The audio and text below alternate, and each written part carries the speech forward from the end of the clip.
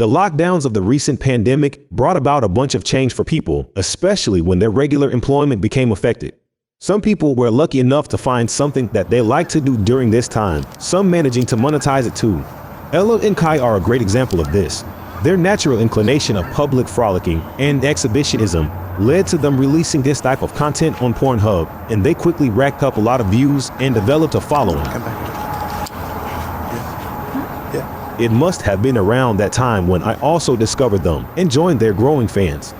Due to some of their earlier public content being filmed from Kai's point of view, I became really acquainted with the sexy, energetic, and incredibly daring Ella, whose face was partially obscured, but yet still managed to showcase a great on-screen presence and personality. Also, it doesn't hurt that she has the literal body of a goddess. Their content was a tick box of a bunch of things that I like: real public exhibitionism, risky public play, intimate couple content, and filmic quality. As quickly as I discovered them, they quickly disappeared, and not really being a regular visitor of cornhub made it hard for me to find them again. Thanks to some fortunate events, I found Ella's socials and found that they were back on the website, but without any of the public content. In a YouTube video, Ella explained the situation of their initial ejection from PH, as well as touching on some of the issues with their public content. But there was more questions I wanted to ask this Canadian beauty, and I'm happy to be able to present it here. In your Instagram bio is written Quebec baby. Have you lived there all your life? No, I haven't. I lived in Ontario growing up, a little bit around Toronto, and my partner and I moved here about 2 years ago, and I think we plan on staying here for as long as possible, really. Neither of us really want to ever move back to Ontario, that's for sure. And Quebec has just been really beautiful. It's been an amazing place to live. It feels like you're in Europe, even though you're still in Canada. How long have you and Kai been together, and how did you meet? Kai and I have been together for about 7 years now. We actually met when we were in high school, when we were only 17 years old. And we just met through mutual friends, really, and basically as soon as we met, we were instantly into one another and started hanging out almost every day, pretty much right away, and within a month we were boyfriend girlfriend, and yeah, we've basically been inseparable ever since. Was the public content the reason you guys decided to not show your face initially, or something different? When we first started making porn, we were a little bit unsure if this was something we wanted to do long term. We weren't really sure if it was going to be worth it or not, so that was the main reason why we didn't show our faces at first. We just didn't really want to risk any family or friends finding out. And on top of that, once we did start doing the public stuff, that was another reason to keep our faces private around that time, although it ended up being that even though our faces weren't in it, it didn't really help in that sense of it being private. People were still able to figure out who we were, and I think both of us just really wanted to be open with our families about what we do for work, so that if we did our face reveal and somebody came back to them and said, oh, we saw this or that, it wouldn't be as much of a shock to the system, basically. So what made you guys decide to reveal your face? So it was kind of never really a full decision of whether we were or were not ever going to show our faces. It was just kind of playing it by day or playing it by year, I guess. And eventually we just got to the point where we thought it would be a lot easier to start showing face, especially since we already were open with everybody we knew in our lives. They knew what we did for work, and it would have made the video editing and taking pictures and everything a lot easier without having to blur out any faces and whatnot. So yeah, it was a pretty easy decision to start showing face, but there wasn't really much behind it other than just wanting things to kind of be easier, and also just wanting to show a little bit more personality. I think can sometimes be a lot easier when you show face. Even just facial expressions and things like that. I think people really enjoy seeing those sorts of things in social media as well as in my porn content. So yeah. Could you please try to explain to non-exhibitionists the thrill you derive from playing in public, or even just in putting out content that can be seen by a lot of people? Kai and I have basically been exhibitionists since the beginning of our relationship. It was always just such a thrill for us. I think there's something very exciting about when you're out in public and you're with someone who you're extremely attracted to, and all you want to do is be as close to them as possible and as intimate with them as possible. But there's people around, or there's things going on, or you're in a situation where, you know, you shouldn't do something like that. Something about that feeling of knowing you're not supposed to be doing it, but then really wanting to do it just makes it that much more exciting. So when you're in public, it's like the thrill of possibly being caught. It's like an exciting feeling, even just doing it somewhere where you don't normally do it, because when you're inside and you're, you know, having sex on your bed or on your couch or things like that, I mean, it's all fine, it's all fun, but it can start to feel, I guess, a little bit vanilla over time. So when we're out in public and we're doing something, it's just so much fun. It's so much more exciting. For the both of us, sex feels so much better. A lot of times, even though we don't always go out in public necessarily, we also have like a balcony, so we do stuff on our balcony sometimes, or even just by the window. Things like that are always just super exciting, and anyone who hasn't tried stuff like that, I mean, they're missing out. Do you or Kai have experience in film or photography? The angles, lighting, and camera quality is super impressive. One of Kai's biggest hobbies and passions ever since he was very young, when he was in high school, even elementary school, one of his biggest passions was photography and videography. So he knew a lot about this stuff. Even when we first started dating, I never really knew anything about it at all. I liked taking selfies and that was about it. But at some point throughout like the middle of our relationship, he started teaching me a lot more stuff with photography. We did some wedding photography together at one point. It was something we tried to do when we were a little bit younger, and that was fun. It was really good. He was one who really knew what he was doing, and I was kind of just taking direction a lot of the time. He has experience with film photography as well, and he will develop his own film and stuff. He's really, really talented with it. He's taken a lot of photos, and he has some film he still needs to develop, which I'm excited to see how it turns out. And when it comes to all the angles and stuff like that, he also knew a lot about that stuff, and I think a lot about that, or a lot about like the angles and whatnot, were things that we kind of learned together through trial and error and through just watching other people's videos or seeing other photographers' pictures and things like that. You try to kind of replicate them as much as you can, but make them in your own style, and eventually as time goes on, it just became a lot more natural for the both of us.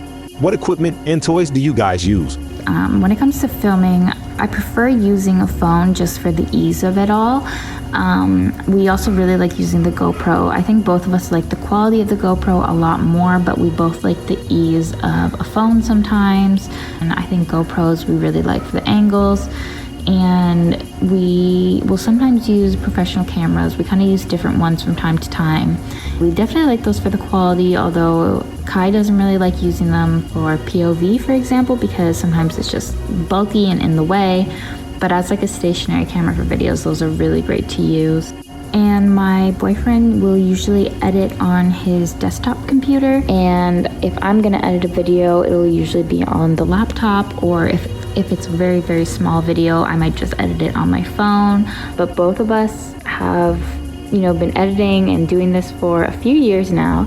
So I think we're both at a point where we've been getting a little bit tired of the editing. So we recently actually hired an editor, and we're gonna kind of see how that goes. It's very recent, so we're hoping it goes well and it'll take some weight off of our plates, because it's definitely frustrating to have to edit video after video after video, and it can really desensitize how we feel about sex and how we feel about our own porn. So I'm hoping this will be a good change for us. For toys in the bed, we don't often use a dildo when we're making videos together. Sometimes we'll use a vibrator, and those are really fun to use. When I'm making solo videos, I'll definitely use a dildo, or butt plugs or things like that. But a lot of times we don't use too many toys together. I think Kai likes to use the vibrator on me. There's no toys that he really wants to be used on him. And we're still experimenting as well, so we're still trying to figure out things we like. Speaking of toys, those who follow performers on social media may have noticed them promoting sex dolls for Tantally. Today's guest Ella also promotes it and has shot a few scenes using the Tantally doll. Tantally focuses on the design and creation of a series of high-quality torso sex dolls. Their aim is to create the industry's highest standard to help you achieve a more realistic and enjoyable private experience. Tantally.com for the world's leading sex dolls. In a YouTube video, you touched on some of the troubles you've experienced in the relatively short time you've been doing this.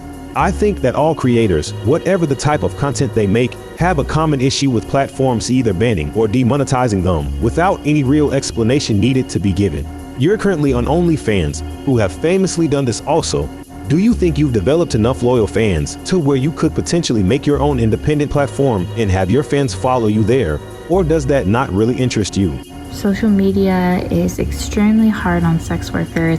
We are all having accounts deleted constantly, pictures removed, things like that, and oftentimes with no explanation, or the explanation doesn't really match the real reasoning. I myself have personally tried to be as safe as possible with social media and not post anything too risky. A lot of times I won't even post pictures in bikinis because I might get in trouble for that. I've had a picture of a blanket removed before without me even in it, so it's pretty ridiculous. Luckily with OnlyFans it's been okay so far, and I think that I've definitely developed a pretty amazing fan base. I have a really great community here, and I think a lot of them would follow me if I were to ever start a new platform. With that being said, I think a lot of people would be lost along the way, unfortunately. I think that is something that happens a lot. Anytime you have an account or something deleted and you have to start fresh somewhere, some people just don't really notice, or they don't always log in, so they don't see those sorts of things. So I definitely think I'd be able to take my fan base elsewhere, and I am currently still trying to expand onto many vids. I've always had a Pornhub account as well, and I may start posting on there some more as well, since I haven't in a while. And I think I definitely have a good fan base amongst all those platforms, where if I ever wanted to start my own other platform, I think a lot of people would follow me there. Although I'm not sure that is something I'm interested in doing, especially given the fact that I already do have multiple platforms I'm using and multiple social media pages to run, and I'm mostly doing it solo because Kai is a big part of the work that we do, but he doesn't do much with the social media aspect, since he also has another job on the side, whereas this is my full-time job. So if I were to ever hire an assistant or something like that, maybe I would consider another platform of my own, but for now I am happy with the workload I have. I really love that you have a subscription model that allows people to view your work on the feed in full. That's generally been my favorite way of consuming content. This allows fans to still pay more for extra content or customs and for other online services. Why did you opt to use that system instead of everything being pay to view? As I already have my subscription price for my profile set at $9.99 instead of something cheaper like $3 or $6, something like that, I figured that it would be a more inclusive subscription that people would get. So they would get full access to daily pictures and 2 to 4 full-length videos, I say, per month usually. And I will send some pay-per-view extra content if there's ever, a special video, such as the threesome one my partner and I filmed with a friend of ours last month. So I really just wanted people to get as much as they paid for, I guess, so to speak. I wanted it to really be enticing for people to stick around because they know that they're getting a lot of content from me. If I were to ever lower my prices, maybe I would consider doing a little bit more pay-per-view, but even so, I want as much free, good content for people as I can put out there. And I think there has been a couple times where I've done little questionnaires and polls and things like that with my following, and I knew that that was something that they wanted as well, was free content. They don't really like the pay-per-view as much. So I really just wanted to make it a place where, my community felt heard and felt welcomed and felt like they were getting as much as they could get from me, basically. I'm also happy that you're in the process of reposting your public content on ManyVids, which is one of my favorite platforms to subscribe to. Are you also going to have a similar setup, allowing viewers an all-inclusive subscription to stream? At the moment with ManyVids, I am currently just trying to get as much content up there as I can for now. I actually still have a lot more I have to queue and post onto there, but I have been procrastinating it. And once I have more videos on there, I think I'm going to look into their other features a little bit more. I'm not super familiar with ManyVids just yet, but I do realize that there is that kind of subscription program that you can have with them, and that's something I'd definitely be interested in doing. I think I would maybe make the price a little bit cheaper than OnlyFans and maybe just not do the messaging or things like that on there. So they're just getting, the videos and pictures or whatnot. I think keeping all the messaging in one place would be a lot easier in that sense, but I'm definitely interested in utilizing that feature. That was something that when I was more active on Pornhub in the past, they had a fan club setting, but I never had the chance to use it because they eventually removed the MasterCard and things like that and no longer had those sorts of features where people could buy your videos or people could do the fan club stuff. So that was something I missed out on with Pornhub, and I think I would really like to use for ManyVids at some point, hopefully within the new year at least, or at least within the next couple months or so. Canada strikes me as a pretty liberal country. Did you receive any hate from friends or family when you first started doing this line of work? My friends were extremely accepting. I have some pretty crazy friends as it is, so they were completely okay with what I did, and they were really interested in it, asking a lot of questions, and they're just super supportive. My boyfriend told his parents first. Actually, his mom technically guessed it, and his mom is just like an extremely open person, and she's so supporting and loving, and she only really cares that we're happy, healthy, safe, things like that. So when she found out, she was completely okay with it. And his dad was just he's kind of just the type of person to be quiet about it and not ask many questions, and everyone knows we know, but it's just kind of not really talked about, I guess, which is fine. Everyone has their different comfort levels with those sorts of things. And then I eventually told my parents, who are religious, so that didn't go the best. They were not happy with it at first, and they thought there was just so many things wrong with what I was doing. It was a hard conversation to have, but I was at a point in my life where I didn't want to lie to them anymore and say I was doing this job or that job, making money, and not really have any proof of it. I don't really like lying, and I'm not good at lying, so that was something I knew I had to do at some point, was tell them the truth. And yeah, they definitely weren't happy about it, but it's been a couple years now since I told them, and as the years have gone on, they've kind of been progressively a little bit more open-minded to it. They don't really ask about it, or we don't talk about it either. The most they ever ask is, is money okay? Are you guys making enough money? Because they don't really know or understand the business that much. But they treat me the same. They don't treat me any differently. They still love and respect me. And so that's all that really matters to me at the end of the day. We don't have to have the same beliefs, but I'm happy that they're still here to support me, and that's all that matters. The fun and natural chemistry you guys have is great, and I can see you guys doing this for a long time. But how long do you think you guys see yourself working for? We don't have an exact plan of how long we see ourselves putting out content for. I definitely think my partner believes in, after 5 years, if we're not like super famous or super rich from it or something like that, then for him it wouldn't really be worth it to keep doing it. Whereas for me, I make, more than I would be making if I had a job in what I graduated college for. So I would be happy doing this full time for a long time. And, if there's ever a point where Kai didn't want to be a part of it anymore, he would completely be okay with me just doing it solo as well. I'm not entirely sure how long I plan on doing this for, but I am also interested in trying to expand my different revenues and whatnot, because I think to rely on your body for a job is something that comes with a lot of risks, basically. So anybody who plays sports or anything, really, you're relying on your body in a lot of ways. So I am interested in trying to grow more on YouTube, or trying to grow more on other social medias and things like that, or trying to learn new skills and whatnot so that I can eventually make money through those as well. But for now, I'm really happy with this, and it's been going really well for me. So I don't really have a time limit or age limit or anything at the moment. You've talked about being an avid gamer. I recently saw you mention that you will also be streaming. How long have you been streaming on Twitch, and will it be mainly games or more variety streaming? I actually started streaming on Twitch about 3 years ago, I want to say, and I streamed for probably less than a year at first, and then I went through some really big changes in life, and I had a lot of stress, and then the pandemic hit, and life kind of just got super hectic. So for a couple of years I didn't stream at all, and it wasn't until just recently that I decided to pick it up again.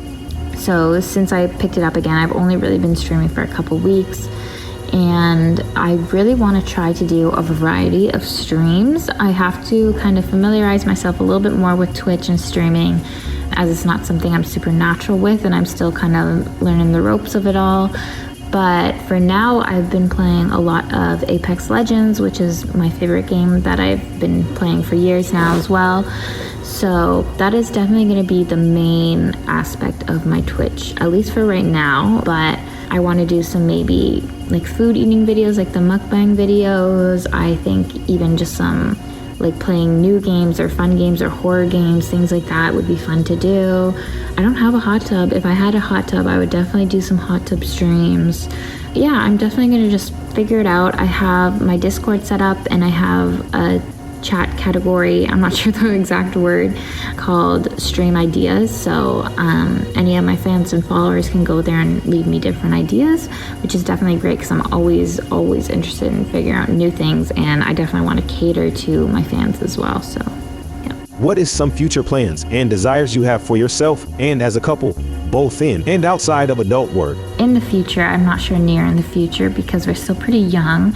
We definitely would like to get married and have kids at some point, although we're both 50-50 about kids because the world is kind of a crazy place, and it's kind of just a decision that will come if we think it's right, but if not, then that's not something we'd be missing out on. Traveling is definitely something we want to do. We're always interested in traveling, and there's so many people, especially other content creators and whatnot, that we would love to go meet. So we're really hoping to plan some trips at some point. But we also recently have gotten into the Airbnb business, and so that is kind of the main area that we're focusing on right now, and where a lot of our expenses and whatnot are going towards right now, because it's quite a big investment. So I think traveling plans are on hold at the moment. And as for our content, I think I would definitely like to start doing more collaborations with other creators. That's one of the biggest plans I guess we have, which again is hard if we're not really traveling right now. So I'm trying to think of ways I could kind of do it virtually, where I can work with some of my favorite creators to promote each other's work and things like that. That's definitely something we're trying to figure out. And otherwise, I think the biggest thing for us is we're always just trying to save up so that we can buy our own house one day. I think that's one of our biggest goals right now, is to save up to have our own house. That's all the questions. Thanks for doing this interview. Anything else you'd like to add? I really appreciate you taking the time to ask me these questions, and I appreciate the fact that you picked me as well as someone that you were curious to interview. And I had a lot of fun answering these questions, and thank you. Please check out all of Ella's links in the description box of this episode. Also, subscribe to this podcast and consider being a patron of the Premium Reviewer. All links in the description box. Thank you for your support.